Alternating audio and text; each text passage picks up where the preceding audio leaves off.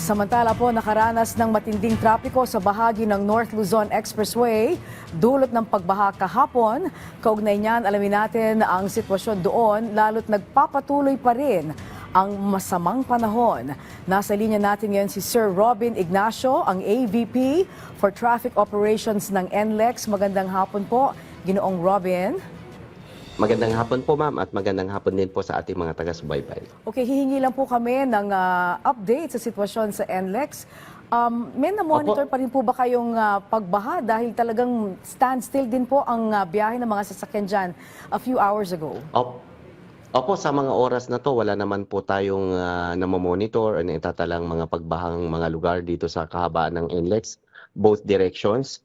At yun po, umpisa pa po nung humupa yung baha dito sa Paso de Blas area nung mga around 1:30 po kagabi ay wala na po tayong naitatalang mga pagbaha at sa kasalukuyan po ay maayos din po yung daloy ng traffic natin sa lahat po ng areas ng NLEX both directions po. Oho. Saan po ba talaga ang mga trouble spots? Ano po yung mga areas talaga dito sa NLEX na madalas bahain?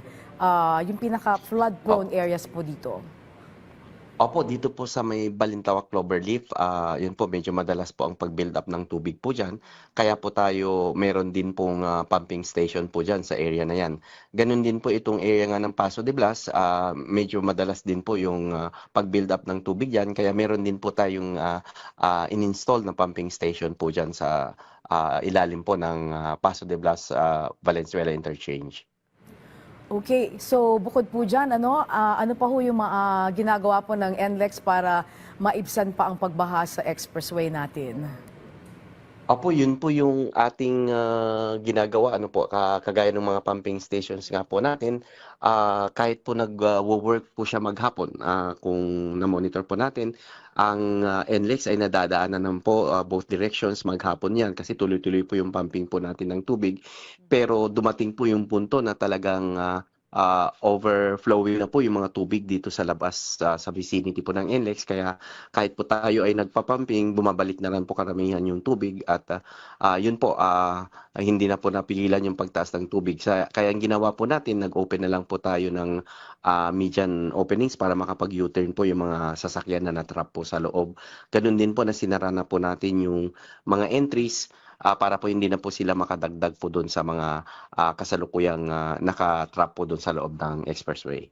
Ano po nakikita niyong solusyon? Kasi pinapump out niyo yung tubig galing sa NLEX patungo po dun sa labas ng highway, and yet yung pong tubig bumabalik din, sabi po ninyo. No? So parang it's a very, ang hirap po nung sitwasyon, parang umiikot lang po yung tubig.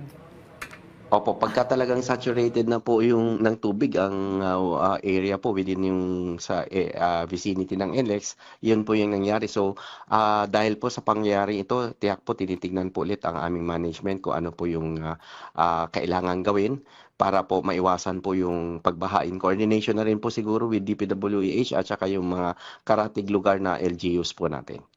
Okay, sinabi niyo kanina na wala naman po kayong na talang mga trapiko. What about mga aksidente po? Mas mabagal naman po siguro ang mga tao magmaneho kapag malakas po ang ulan, hindi po ba? Apo, tama po. Halos wala naman po tayong naitala ng mga aksidente. May mangilan-ngilan lang po na minor at wala na rin pong na-injure. So mabilis din po nating nakiklear. So yun naman po yung mas magandang naitala po natin. Wala po tayong major road accidents na nararanasan o naitala.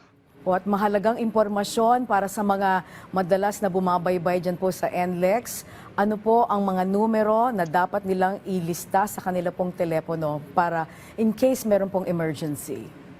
Opo, pwede lang po silang tumawag sa aming hotline na 135,000 at ganun din po na pwede po silang mag-send ng message sa aming X account, yung Twitter account po, at NLEX Expressways. At pwede rin po silang gumamit po dito sa may SCTEX at sa Elevated Expressway po natin. Meron din po tayong mga emergency call boxes po dyan na kung saan may camera pa po. Kaya mas mabilis makita po ng aming mga personnel sa traffic control room at mapapadalhan po ng assistance. Sige po, maraming salamat po sa oras na ibinigay niyo sa amin, Ginoong Robin Ignacio. AVP for Traffic Operations ng NLEX.